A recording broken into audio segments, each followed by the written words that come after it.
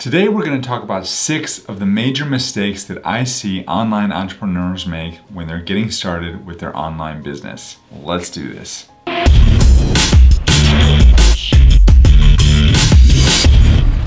Hey, my name is Jim Hart. I am the founding attorney here at Hawthorn Law, where we help online businesses to get their legal house in order so that you can focus on what you do best, and that is building a business that truly matters in the world. Today, I want to talk to you about the mistakes that I see online entrepreneurs make, whether you're just getting started or whether you're a seasoned veteran. Chances are you probably, if you're just getting started, you want to know what not to do. And if you're a seasoned veteran, you probably want to know, what could I have done differently to make my business work better for me and for my clients and customers and the people I work with? And that's what I'm going to talk to you about today. An online business is truly an amazing thing. We're living in an amazing time right now. Well, other than all the COVID stuff and all that stuff that's going on in the world, 2020 is not exactly a great year. But aside from all that, we are living in an amazing time in the age of the internet, and an online business is one of those things. It's a vehicle that, if done correctly, and if you know what you're doing, if you're able to use the technology to your advantage, it is truly something that can set you up for time and financial freedom for years and years to come.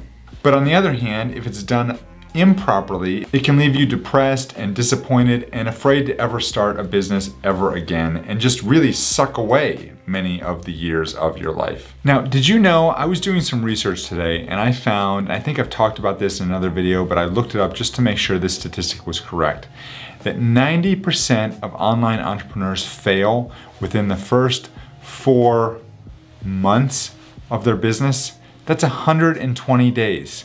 90% fail. That number is not surprising, to be perfectly honest. I hear that number and I think, yeah, that makes sense. I mean, let's just think about it for a second. You're somebody who's discouraged at your job, you want to move on, you want to do something else.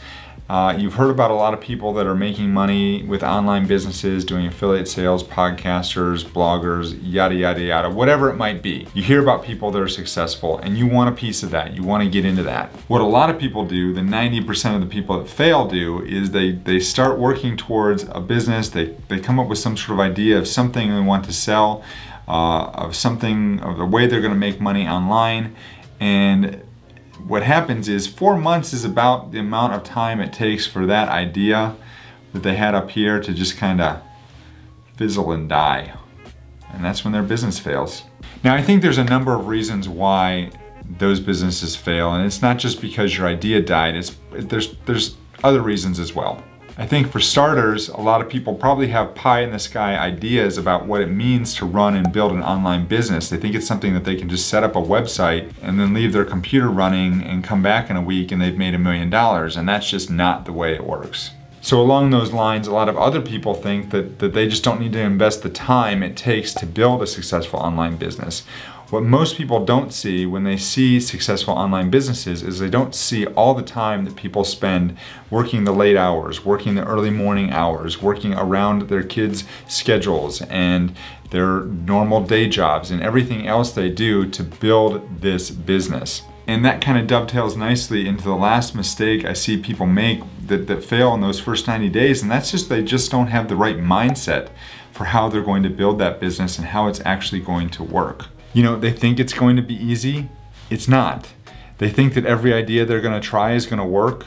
They won't. They think they're going to tell all their friends and loved ones about their idea and get them all to buy it, and they might just kick you out of the family. So learning from the mistakes of others and the people that have gone before you is a really important thing to think about as you're starting your online business. As I said before, if you're just getting started, you want to avoid the mistakes that other people have made.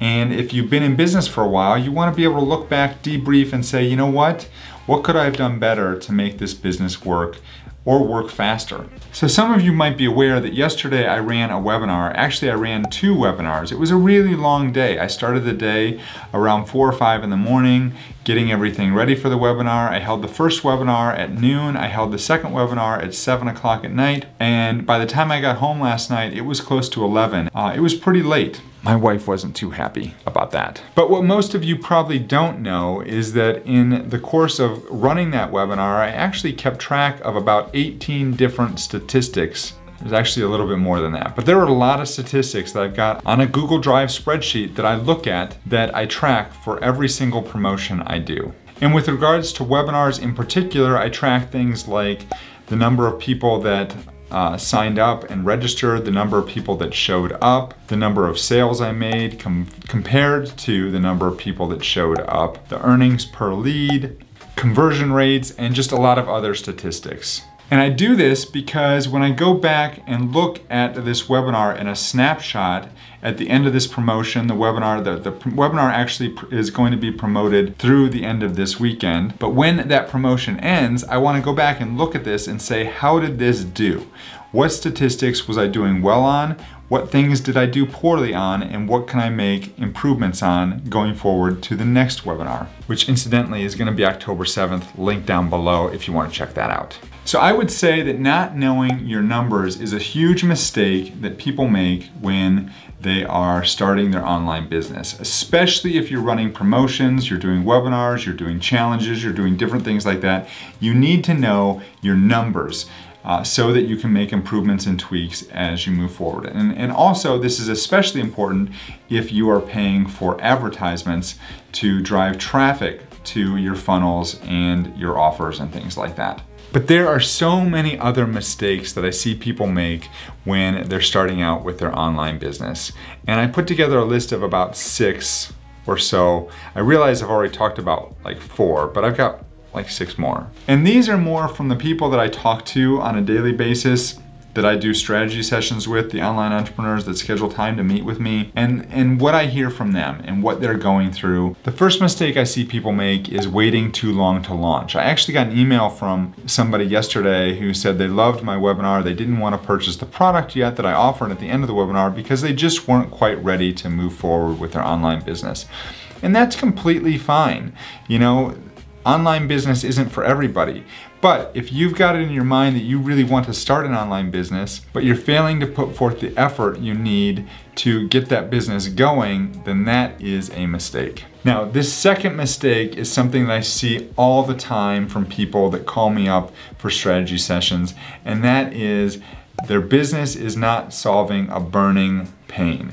You know, when you get into business and you're looking at what you're going to be doing and what value you're going to be providing for the money that people are going to pay you for that service, you need to be like that hot dog stand that sits outside a crowded bar at 2 o'clock in the morning when a bunch of starving 20-something-year-olds come out of that bar and they want food. You do not want to be the hot dog stand that sits on the middle of the residential street at 10 a.m. on a Monday morning when nobody's around to buy the food. Was that a little too weird? I see so many entrepreneurs or hear from so many entrepreneurs that are starting these businesses. They're super excited about it, but you know, they really don't solve a burning pain. It's not something that people are going to pay for. It might be something that's valuable, but it doesn't mean somebody's going to pay for it. I heard a story once from someone who they're really good at packing their car to go on a trip. And they probably could form a business about that, but I don't know anybody who's gonna pay somebody